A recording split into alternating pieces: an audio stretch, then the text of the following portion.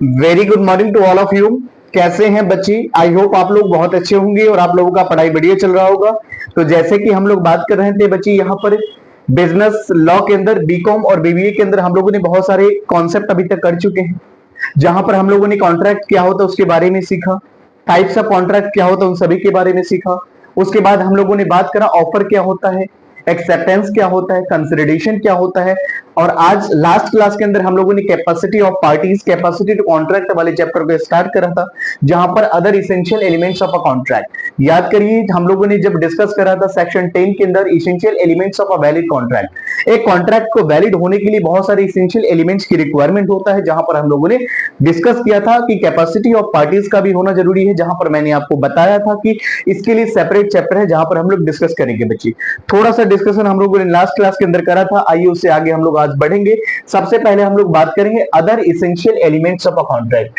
एक कॉन्ट्रैक्ट को वैलिड होने के लिए बहुत सारे इसेंशियल एलिमेंट्स की जरूरत होती है बच्चे, तभी एक कॉन्ट्रैक्ट वैलिड बन पाता है, जिसके अंदर कैपेसिटी ऑफ पार्टीज भी जो है इसमें इंक्लूड है। ये बहुत ज्यादा इंपॉर्टेंट और इसेंशियल एलिमेंट्स है, कॉन्ट्रैक्ट को वैलिड करने में बहुत ज्यादा कंट्रीब्यूशन रहती है। तो आइए बच्चे सेक्शन 10 के अंदर हम लोग बात करेंगे।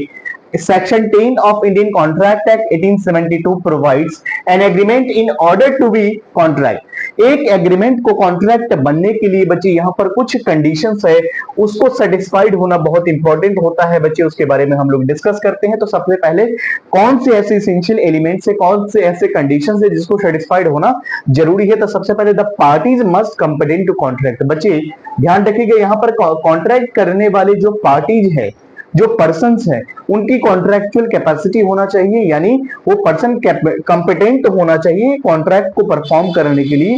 उनकी कॉन्ट्रैक्चुअल जो कैपेसिटी है वो होना चाहिए कॉन्ट्रैक्ट को वैलिड परफॉर्म करने के लिए। सेकेंड अगर बात करें, it must be made by pre consent. बच्चे प्री कंसेंट का एक सेपरेट चैप्टर है जहां पर हम लोग डिस्कस करेंगे सेपरेट प्री कंसेंट क्या होता है। प्री कंसेंट दो शब्दों से मिलकर क्या है बना है, प्री प्लस कंसेंट। बच्चे यहां पर प्री क्या होना चाहिए, कंसेंट। कंसेंट का मतलब सहमति होता है बच्चे। यहां पर आपका कंसेंट फ्री होना चाहिए कोर्सन से, अनड्यू इन्फ्लुएंस से, फ्रॉड, मिस रिप्रेजेंटेशन, मिस्टेक। इस सारी चीजें के बारे में डिस्कस करेंगे। अगला चैप्टर में हम लोग डिस्कस करेंगे बच्चे फ्री कंसेंट क्या होता है। अभी हम लोग टू द टॉपिक पे रहते हुए हम लोग बात करेंगे। अभी हम लोग यहाँ पर कैपेसिटी ऑफ पार्टीज का जो चैप्टर चल रहा है, कैपेसिटी ऑफ कॉन्ट्रैक्ट, उस पर डिस्कस करेंगे। It must be lawful consideration. बच्चे एक कॉन्ट्रैक्ट को वैलिड होने के लिए आपका कंसिडरेशन लॉफुल होना चाहिए, आपका कॉन्ट्रैक्ट का ऑब्जेक्ट भी लॉफुल होना चाहिए, यानी वैलिड होना चाहिए। इस बात का ध्यान रखेंगे। आइए बच्चे उसके बाद it should not be declared to be void. बच्चे ऐसा कुछ भी नहीं होना चाहिए जिससे डिक्लेयर्ड वॉइड घोषित किया जाए। तो बच्चे सारे के सारे एक एग्रीमेंट, एक कॉन्ट्रैक्ट को वैलिड होने के लिए सारे के सारे इसेंशियल एलिमेंट्स से अगर ये कंडीशन अगर दिखता है तो आप एक कॉन्ट्रैक्ट वैलिड माना जाएगा। तो पार्टीज यहाँ पर कंपिटेंट होना चाहिए, प्री कंसेंट होना चाहिए, और यहाँ पर कंसिडरेशन लॉफुल होना चाहिए, ऑब्जेक्ट भी इसका लॉफुल होना चाहिए, वैलिड होना चाहिए, और यहाँ पर जो कॉन्ट्रैक्ट करेंगे वो डिक्लेयर्ड वॉइड नहीं होना चाहिए। इस बात का ध्यान रखेंगे, तभी आपका कॉन्ट्रैक्ट वैलिड माना जाएगा। ये मैं नहीं कह रहा हूं बच्चे, सेक्शन 10 में लिखा हुआ है। आई होप ये बातें आपको समझ में आई होगी। तो चलिए हम लोग बात करेंगे कैपेसिटी टू कॉन्ट्रैक्ट, या यहां पर कह सकते हैं कैपेसिटी ऑफ पार्टीज।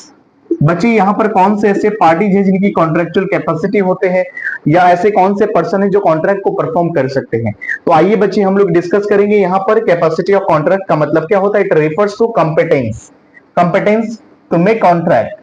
एक पर्सन जो है, कैपेसिटी ऑफ पार्टीज का मतलब कौन से ऐसे पर्सन है जिनकी कॉन्ट्रैक्चुअल कैपेसिटी होते हैं कॉन्ट्रैक्ट को परफॉर्म करने के लिए। बच्चे हम उनको कैपेसिटी ऑफ पार्टीज कहते हैं। It is the one of the most important, it is the one of the most important essential elements of a valid contract. तो बच्चे एक कॉन्ट्रैक्ट को वैलिड करने के लिए कैपेसिटी ऑफ पार्टीज बहुत ज्यादा रोल प्ले करता है, बहुत ज्यादा इंपॉर्टेंट होता है, बहुत ज्यादा इसेंशियल पार्ट्स होता है कॉन्ट्रैक्ट को वैलिड करने के लिए। अब सवाल ये उठता है बच्चे कि who is competent to contract. बच्चे सेक्शन 11 के अंदर मेंशन करा गया है कि कौन से ऐसे पर्सन है जिनकी कॉन्ट्रैक्चुअल कैपेसिटी होती है कि कॉन्ट्रैक्ट को परफॉर्म कर सके। तो ये सेक्शन 11 में मेंशन करा गया है बच्चे। तो every person is competent to contract. कोई भी वो पर्सन कॉन्ट्रैक्ट, कोई भी वो पर्सन यहाँ पे कॉम्पिटेंट टू कॉन्ट्रैक्ट कर सकता है जो यहाँ पर बच्चे जिनका एज जो है मेजोरिटी प्राप्त कर चुका हो, यानी वो 18 साल से ऊपर के होना चाहिए। ये इंडियन मेजोरिटी एक्ट जो है वो कहता है कि यहाँ पर कोई भी पर्सन मेजर प्राप्त करने के लिए 18 साल का एज क्रॉस होना चाहिए, 18 साल से एबव होना चाहिए, वो पर्सन कैसा होना चाहिए, साउंड माइंड होना चाहिए, और person not disqualified by law होना चाहिए। तो बच्चे ये पर्सन कहलाते हैं क्या, ये कैपेसिटी जो कॉन्ट्रैक्ट के अंदर आते हैं, और ये पर्सन अगर कॉन्ट्रैक्ट करते हैं बच्चे तो ये वैलिड माना जाता है। समझ में आया? क्लियर है पॉइंट्स? यहां तक की बातें आपको समझ में आ गया? क्लियर है बच्चे? तो चलिए अब हम लोग बात करेंगे यहां पर कि आखिर माइनर जो है, माइनर के बारे में आपको समझ में आ गया माइनर कौन होता है। तो माइनर एक ऐसा पर्सन होता है जिनका एज 18 साल से कम होती है, और उनके द्वारा अगर कोई कॉन्ट्रैक्ट किया जाता है तो वॉइड एब इनिशियो कहलाता है। तो आइए सबसे पहले हम लोग बात करेंगे कि law relating to miners agreement. बच्चे अगर कोई माइनर के साथ अगर एग्रीमेंट करते हैं तो क्या बनता है, उसका पोजीशन क्या होगा, या पोजीशंस ऑफ माइनर एग्रीमेंट। तो आइए हम लोग डिस्कस करेंगे सबसे पहले, अ contract made with minor is void एब इनिशियो। ध्यान रखिएगा, माइनर वो व्यक्ति होता है जिसका एज 18 साल से कम होता, और अगर कोई भी पर्सन अगर माइनर के साथ अगर एग्रीमेंट करता है तो एग्रीमेंट वॉइड एब इनिशियो कहा जाता है। वॉइड एब इनिशियो का मतलब होता है वॉइड फ्रॉम वेरी बिगिनिंग, ये लैटिन वर्ड है बच्चे, इस बात को ध्यान रखेंगे। तो माइनर के साथ अगर कोई एग्रीमेंट अगर आप करते हो तो ये वॉइड एब इनिशियो कहलाता है, यानी ये बेकार का एग्रीमेंट होता है, वैलिड नहीं माना जाता है। नंबर 1। सेकंड अगर बात करें बच्चे, यहाँ पर no ratification is allowed after attain the age of majority.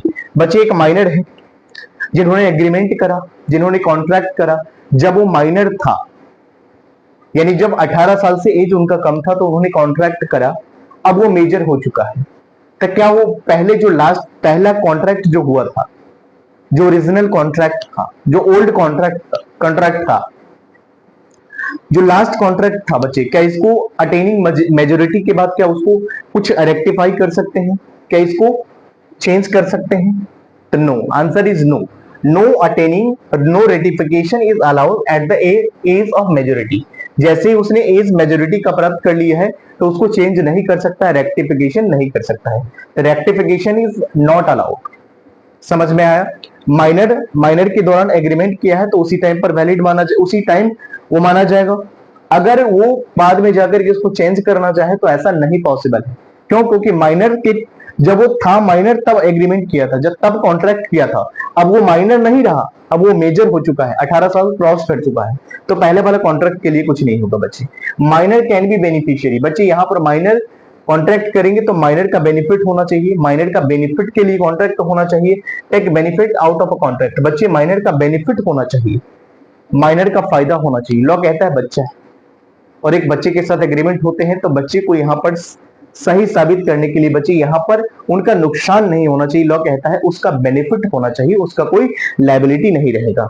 उसके बाद अगर बात करें, अब minor can be always plead minority. बिल्कुल सही बात है, एक पर्सन है वो हमेशा अपनी माइनॉरिटी का बेनिफिट उठा रहा है तो मेजर, बट माइनर कह करके माइनर कहते हुए अपना बेनिफिट अगर उठा रहा है तो ये चलेगा बच्चे, इस बात का ध्यान रखिएगा। उसके बाद लायबिलिटी फॉर नेसेसरीज।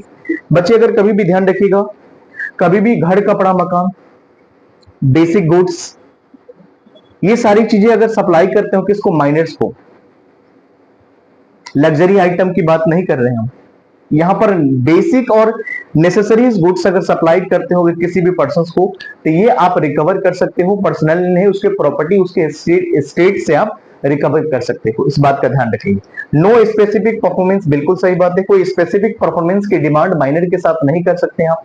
माइनर कोई इंस्टॉलमेंट नहीं होता है, माइनर को पार्टनरशिप फॉर्म में एडमिट, माइनर पार्टनरशिप नहीं बना सकता है, क्योंकि पार्टनरशिप का डेफिनेशन कहता है कि partnership is the relationship between two और मोर persons who have agreed to share profit of the business carried by all or any of them acting for all। ये पार्टनरशिप का डेफिनेशन कहता है कि तो पार्टनरशिप के स्टार्टिंग में कभी भी माइनर नहीं आएगा, माइनर कभी भी पार्टनरशिप के शुरुआत में नहीं आएगा, बट अगर उसको एज अ पार्टनर बनाना चाहते हैं तो एग्जिस्टिंग पार्टनरशिप फॉर्म में उसको पार्टनर बना सकते हैं, बेनिफिट्स के लिए, उसके फायदे के लिए, लॉस में पार्टिसिपेशन नहीं होगा, इस बात का ध्यान रखेंगे। बट कब उसको एंटर कर सकते हैं पार्टनर के लिए, एग्जिस्टिंग फॉर्म में, पार्टनरशिप के स्टार्टिंग में। Partnership can not started with minor, इस बात का ध्यान रखोगे।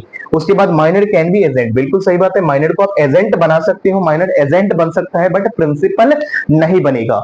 उसके बाद अगर बात करें बच्चे यहाँ पर, तो minor as a shareholder, बच्चे क्या माइनर शेयर होल्डर बन सकता है, तो आंसर इज नो।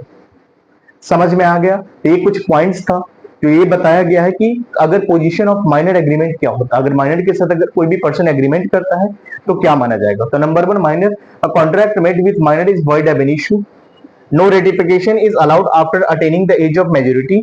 उसके बाद माइनर कैन बी बेनिफिशियरी और take benefit out of a contract, बिल्कुल सही बात है। अब minor can be always plead minority liability for necessary supplied, अगर कोई कभी भी लाइबिलिटी, कभी भी अगर नेसेसरी गुड्स अगर सप्लाई करोगी तो आप रिकवर कर सकते हो। माइनर से पर्सनली आप नहीं करोगे, उसके स्टेट से आप रिकवर कर सकते हो, उसके उसके प्रॉपर्टी से आप कर सकते हो, पर्सनली नहीं कर सकते। बट ध्यान रखिएगा, लग्जरी अगर गुड्स अगर आपने सप्लाई करा उस केस में आप कुछ नहीं कर पाओगे। समझ में आ गया।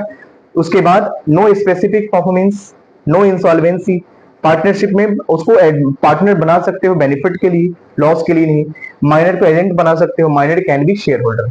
आई होप आपको समझ में आ गया होगा यहाँ तक के पॉइंट्स। बाकी हम लोग अगले क्लास में डिस्कस करेंगे, अगले पार्ट में डिस्कस करेंगे, यहाँ तक आप लोग रिवाइज करोगे।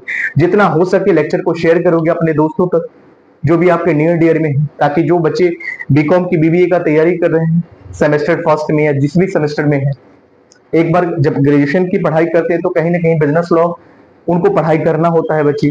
तो उन सभी मित्रों को जरूर शेयर करिएगा बच्चे। क्लास कैसी लगी आप लोग कमेंट सेक्शन में बताएंगे, और बाकी जितना हो सके शेयर करिए और इसको कॉपी में नोट डाउन करोगे बच्चे और उसके बाद इसको पढ़ाई करोगे।